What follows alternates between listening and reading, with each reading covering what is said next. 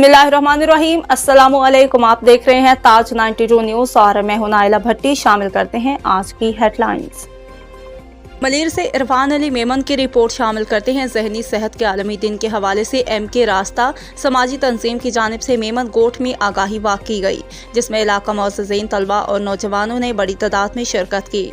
Rally के शुरका ने banner और प्ले कार्ड उठा रखे थे और वो MK रास्ता हस्पताल से वाक़ करते हुए शहीद लॉ कॉलेज पहुंचे।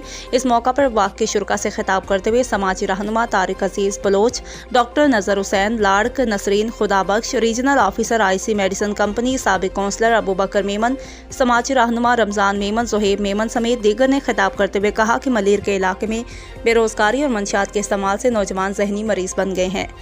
जुराइम में इजाफा और घरों में झगड़े मामूल बन गए। उन्होंने कहा कि मेमन गोठ में मंशियात के आदि मरीजों के इलाज के लिए MK रास्ता तंजीम की जानिब से अपनी मदद आप के तहत अस्पताल कायम किया गया, जिसके पास वसाइल की किल्लत है। उन नौजवानों का इलाज किया जा रहा है।